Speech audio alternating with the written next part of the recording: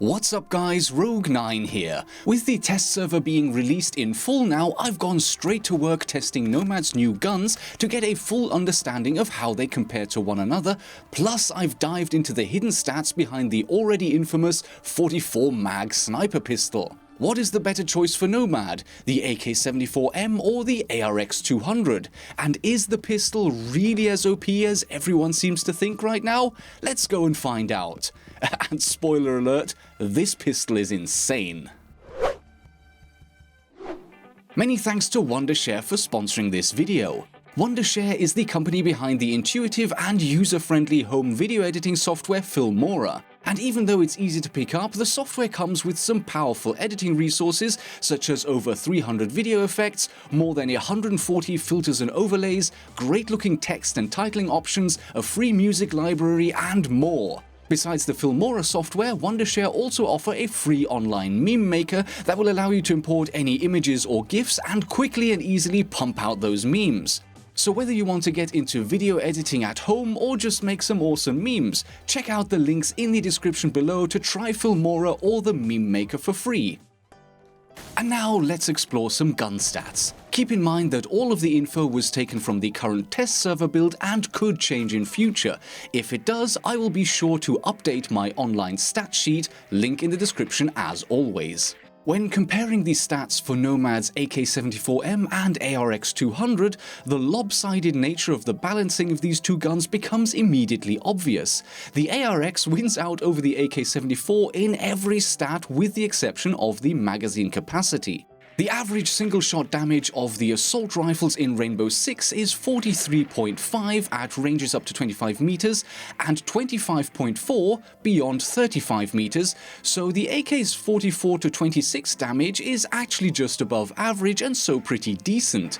The biggest letdown for the AK is its slow rate of fire of only 650 RPM, which results in the lowest close-range damage output of all of the assault rifles, 477 DPS. The close-range time to down or kill of 185 milliseconds is better than the 205 taken by Blackbeard's Mark 17, but still below the average against level 1 and 2 armor operators and only just average against level 3s. Long story short, despite the good single-shot damage at all ranges, the AK74M is just a little subpar when it comes to killing power compared to most representatives of its class. The ARX 200 on the other hand has significantly higher single-shot damage than most other rifles, and its listed 750 RPM fire rate is only just below the 753 class average. But there is an issue.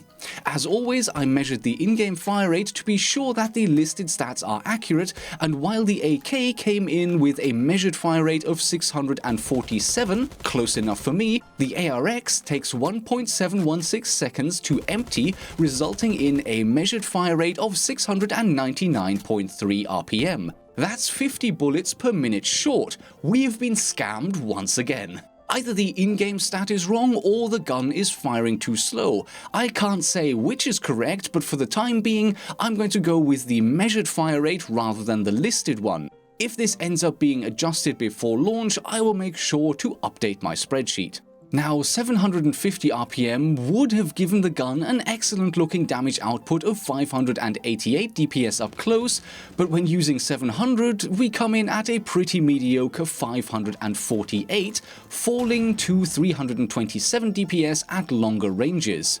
This is an important stat when comparing different weapons, but we also have to take into account the time to down or kill against full health opponents. Here, what counts is the number of shots required to reach 100 plus hit points and how quickly these shots can be delivered. And because most rifles require 3 shots against all 3 armor types at regular Rainbow Six combat ranges, fire rate becomes a very important factor in determining how quickly you can deal with your opponents. The mediocre fire rate of the ARX results in a close-range time to kill of 171 milliseconds against all 3 armor types, which is below average against level 1 and 2 armor but slightly above average for level 3. So So the summary for the ARX is that its damage is great and the DPS is just above average, but the mediocre fire rate results in a TTK that is better than that of the AK, but still nothing to write home about. If the actual fire rate is adjusted upwards to 750, then this will improve the DPS to well above average, and the TTK against full health opponents will go to just above average for all armor types. The gun would be good, but not really great. Whatever the case, in terms of killing power, the ARX is the definite winner over the AK, but this comes at a price of only half the magazine size. The 40+1 bullet capacity of the AK almost takes it into LMG territory, while the measly 20+1 of the ARX can leave you with an empty gun after only a kill or two, which can make any clutch situation against more than 2 opponents far more exciting than it really needs to be. This alone could make the AK a better pick for some players, but before we can draw a final conclusion here, I'm afraid that there is more bad news for all of you AK lovers out there. The reload times and ADS times for both guns are pretty standard and both exactly the same, but when we compare the hipfire spread for both guns, the AK is significantly worse than the ARX, irrespective of your stance or movement. Standing, kneeling, prone, jogging, you name it, the ARX is between 30 to 35% better than the AK, or the AK is between 41 and 53% worse than the ARX, whichever way you want to look at it. But hipfire isn't something that any sane person would use in Rainbow Six Siege anyway, I hear you cry. And yes, while it is true that hipfiring is never a great option in Siege, the spread is still worth taking into account because as you ADS, your random bullet spread shrinks, and when you start out from a tighter spread cone, you will reach a reasonable level of accuracy slightly sooner as long as the ADS time is the same. Here, let me show you some frame-by-frame footage of aiming down sights in reverse to demonstrate what I mean. You can see that because of the smaller starting cone of the ARX, it reaches a reasonable level of accuracy a few frames earlier than the AK, even though the ADS time for both is exactly the same. And keep in mind that the real ADS time for both guns is the standard 450 milliseconds, while the reverse time is only 320 milliseconds, so when aiming down sights, we should expect the advantage of the ARX to grow by another frame or two. This may still not make hipfire spread the most significant stat in the world, but it is still a small advantage for the ARX. And last but not least, we analyze the recoil as shown by the in-game patterns, as well as a comparative test I conducted. At the bottom of the screen, you can see the recoil for each gun with the baseline recoil on the left and the recoil with the muzzle brake attached on the right. And as you can see from those charts and the test footage on screen, the AK loses out once again. I find this particularly strange since in real life the AK74's 5.45 by 39mm ammo has much less recoil than the ARX's 7.62 by 51mm bullets. Plus the ARX has a higher fire rate, but nope. This round goes to the ARX again. In conclusion, the ARX 200 is better than the AK74M in every measure except for capacity, so unless 20+1 bullets is an absolute deal breaker for you, you will be better off with the ARX, especially if the actual fire rate is increased from 700 to 750 RPM. And now, even though there is only one choice of sidearm, let me demonstrate to you how crazy the 44 mag semi-auto really is. Back when the Italian Keratos 357 came out, I jokingly referred to it as a DMR because of its ridiculous power at close range as well as long range. Well, step aside GIS because the GIGR is the new sheriff in town. The new 44 pistol is arguably the best semi-auto gun in the game. Yes, the baseline damage of 74 points is 4 points lower than the Keratos, but that is still a whole 10 points above the average close-range DMR damage. As with all pistols, the damage drop-off starts at 12 meters and bottoms out at 22, and here the 44 mag does only 62 points of damage. For comparison, the minimum DMR damage is 43.8, almost 20 points less. But in all fairness, the damage drop-off of the DMRs doesn't start until 25 meters, so yes, the most powerful rifles in the game will actually do, on average, more damage than this pistol at distances between 20 and 25 meters. After that, the 44 wins out again. So for the most part, the 44 is more powerful than the DMRs, but we've seen that from the Keratos before, so I guess it shouldn't really surprise us anymore? Question mark? 74 to 62 points of damage per shot means that you can two-shot any opponent to the chest except for level 3 armor at 22 meters or more.